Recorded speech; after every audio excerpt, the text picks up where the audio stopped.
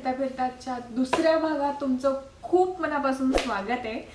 आणि तुम्ही ह्याच्या आधीचा जर का भाग नसेल बघितला तर मी इथे वरती इथे कुठेतरी वरती टाकते, लिंक टाकते, ती बघून घ्या. आणि आता वळूयात आपण आपल्या तिसऱ्या फ्लाईट मध्ये. आमची तिसरी फ्लाईट होती स्विस एअरची.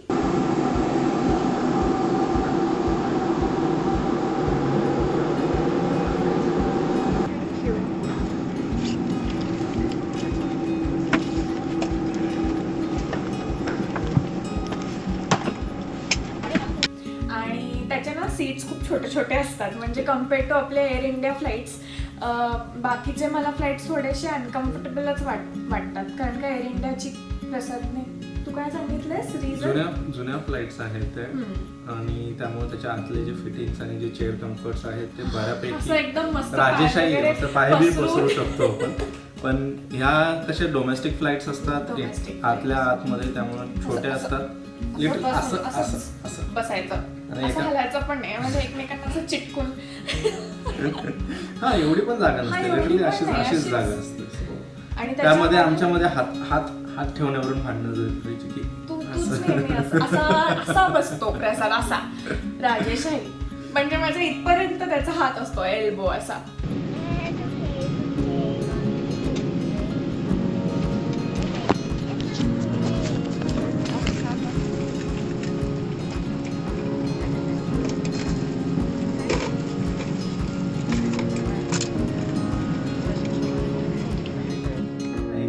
आम्ही हवेत उडालो आणि आम्हाला वाटलं की, कारण की स्विसचे जे अल्पर्वत आहेत ते विमानातून खूप सुंदर दिसतात, त्यामुळे आम्हाला वाटलं अपूर्वाने ॲज युजल विंडो सीट घेतली आणि आम्हाला वाटलं की छान व्ह्यू मिळेल त्या अल्पर्वताचा. पण जसं विमान उडानच उडालं, जसं विमान उडाला हवेमध्ये, आम्ही खाली बघितलं तर पूर्ण ढगाळ वातावरण होतं, त्यामुळे नीटचं आणि फारसं असं काही दिसलं नाही. आणि मोरोवर टर्ब्युलन्स खूप जास्त होतं, कारण की ढगाळ वातावरण होतं, त्यामुळे फ्लाईट किलोमीटरने खाली पडत होती. फ्लाईट लिटरली मीटरनी खाली पडत होती. लिटरली फ्लाईट अशी मीटरनी खाली पडत होती, त्यामुळे असं एकदम हवेतून खाली पडल्यानंतर जसं पोटामध्ये गोळा येतो तसं फील झालं. तिसऱ्या फ्लाईटला तर जास्तच जाणवलं, माहित नाही का, पण खूप जास्तच टर्ब्युलन्स होता.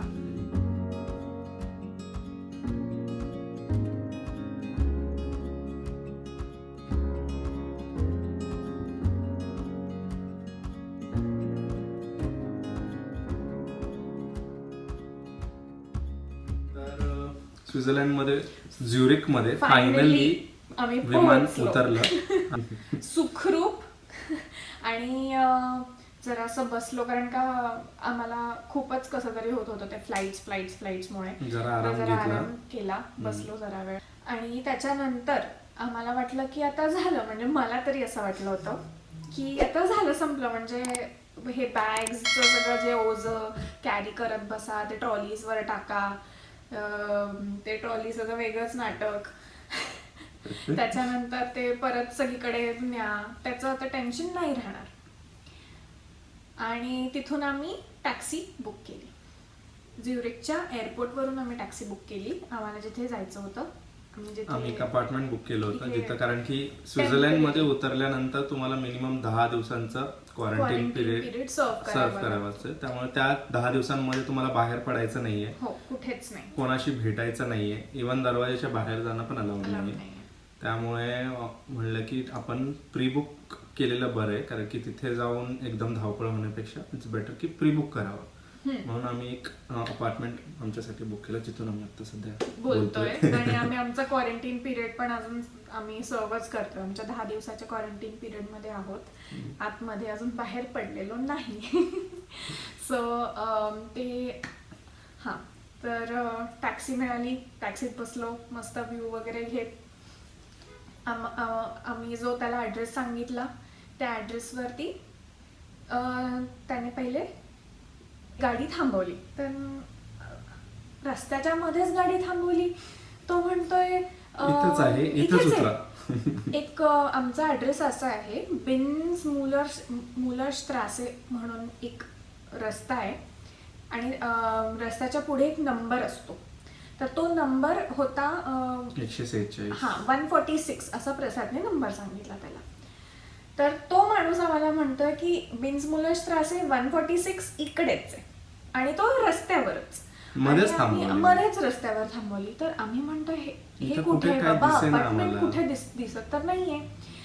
त्याने इतक्या घाईघाईत परत गाडी फिरवली आणि नंतर डिरेक्टली एका फुटपाथवर चढवली, जे की इथे अजिबातच नॉर्मल आणि नाही. तो फुटपाथ जस्ट बस स्टॉपच्या शेजारी. सो हा म्हणजे इकडे जर का बस स्टॉप आहे तर इकडे त्यांनी गाडी फुटपाथवर चढवून थांबवली, उतरला, आणि आमच्या आमच्या बॅगा काढून आपटल्या खाली. हो म्हणजे इतक्या लगबगीने काय झालं तेच कळालं नाही. मोठ्या मोठ्या आदळआपट केली रस्त्यावरती आणि बॅग्स आमच्या सगळ्या खाली काढून ठेवल्या आणि आम्ही दोघं पण बाहेर येऊन आम्ही म्हणतोय काय झालं बाबा तुला.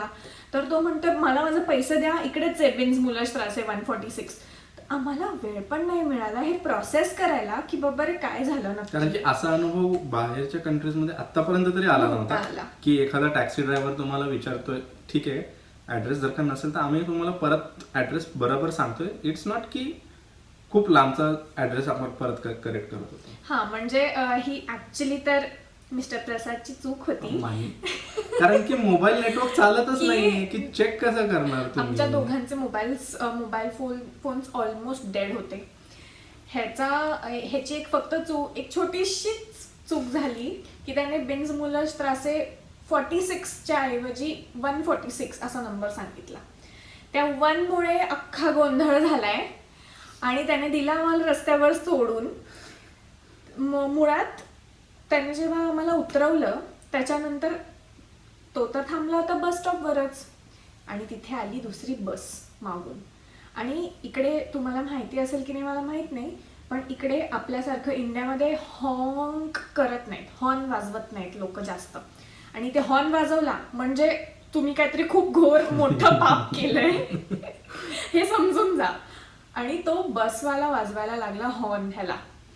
आणि हा माणूस तो माझा कार्ड घेऊन गाडीच्या आत बसला, मी गाडीच्या बाहेर आहे. आता म्हणलं बाबा खिडकी तरी खाली कर, कारण की माझं कार्ड त्याच्याकडे होतं.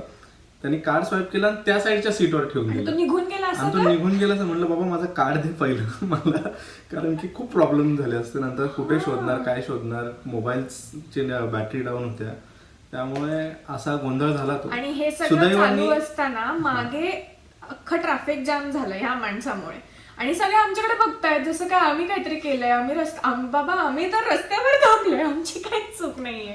त्यांनी गाडी ऍक्च्युली चुकीच्या जागेवर थांबवली. त्याची पण चूक झाली आणि तुझी पण चूक झाली. मान्य झाली ना चूक, मी कुठे नाही. आणि त्याच्यानंतर सगळं झालं. आम्ही रस्त्यावरती 4 मोठ्या बॅग्स आणि 4 छोट्या बॅग्स घेऊन थांबलोय. सुदैवाने आधी इथं आलो होतो आम्ही, त्यामुळे कसं ट्रॅव्हल करायचं, काय ट्रॅव्हल करायचं हे माहिती होतं. त्यामुळे आम्ही बस स्टॉपवरच होतो. एक बस दुसरी 10-15 मिनिटांमध्ये येणार होती. आम्ही तिकीट घेतलं, आमच्या बॅग्स त्या बसमध्ये टाकल्या आणि पुढच्या स्टॉपपर्यंत आलो. तिथून घर 5-10 मिनिटाच्या अंतरावर होतं, पण ते 5-10 मिनिटं 5-20 किलोमीटर असल्यासारखं होतं. लिटरली बाहेर थंडी आहे आणि आम्ही घामाघूम झालो, कारण की बॅग पुश करायला ट्रॉली बिली तर काहीच नाही आता. आणि इमॅजिन प्रसाद 3 बॅग्स एकटा हे करतोय, पुश करतोय. चूक कोणाचीही असू दे, प्रॉब्लेम झाला हे. आणि मला काही हौस आहे का तू, मला फार भारी वाटतं का तुला पेन मध्ये बघून? Obviously not. तर अजिबात छान नव्हतं वाटत, पण आता काय करणार, इलाज नाही. आणि प्रसाद म्हणत होता की हे बुक करायचं का कॅब, पण 5 मिनिटाचं अंतर, अक्षरशः 5 मिनिटाचं अंतर होतं, पण ते आम्हाला 50 मिनिटं वाटलं. बॅग्स जास्त असल्यामुळे. सुदैवाने 2 लोक इकडचे लोक खूप हेल्पफुल आहेत त्या मनाने. त्यांनी आम्हाला पाहिलं की थोडासा त्रास होतोय, त्यांनी पाहिलं की आम्ही जरा स्ट्रगल करतोय, म्हणून मग त्यांनी 2 बॅग्स घेतल्या. 2 लोक होती तर त्यांनी प्रत्येकाने एक आणि मी एक, त्यांनी एक मोठी आणि आम्ही दोघांनी छोटे, असे 2 ह्याच्यात बॅग्स आम्ही घेऊन फायनली पोहोचलो. आता दुसरा प्रॉब्लेम, इकडे अपार्टमेंट जे बुक केलं होतं आपल्याला आपल्या इंडियामध्ये कसं असतं, युजली रिसेप्शन्स असतात, तिथे गेल्यानंतर तुम्ही पेमेंट करता आणि त्यानंतर चावी घेता आणि वर येता. हे अपार्टमेंट असं आहे की हे सेंट्रली मॅनेज्ड आहे, इथं रिसेप्शन नावाची गोष्टच नाही. त्यामुळे तुम्हाला एक कोड येतो, तो येतो तुमच्या ईमेल ॲड्रेसवर. आमच्या दोघांची फोन बंद. म्हणलं बंद, आता आत कसं जायचं, कारण की हा अनुभव माझ्यासाठी तरी नवीनच होता की कोड येतं आपल्याकडे आणि नंतर, कारण की एक सर्व्हिस्ड अपार्टमेंट आहे म्हणल्यानंतर युजली रिसेप्शन असतंच की तुम्हाला काय प्रॉब्लेम आला काय आलं तर तुम्ही त्यांना जाऊन बोलता. सो त्या अंदाजाने मी चालत होतो, पण इकडे आल्यानंतर धप्पा असं झालं. धप्पा. त्यामुळे मग आम्ही डोकं चाललं की आपल्याकडे पॉवर बँक आहे. तिकडे सामान उघडलं, पॉवर बँकने चार्ज केला. इंडियाच्या मोबाईल नंबरवरनं त्यांना कॉल केला, जो कॉल 140 रुपये पर मिनिट होता. वेटिंग कॉलच त्यांनी 10 मिनिटं लावला. सो माझे 1500 रुपये साधारण तिथेच गेले. त्याच्यानंतर त्यांनी मला सांगितलं की तुमचं पेमेंट जे आहे ते पार्शल पेमेंट आहे, तुम्हाला फुल पेमेंट करावं लागेल.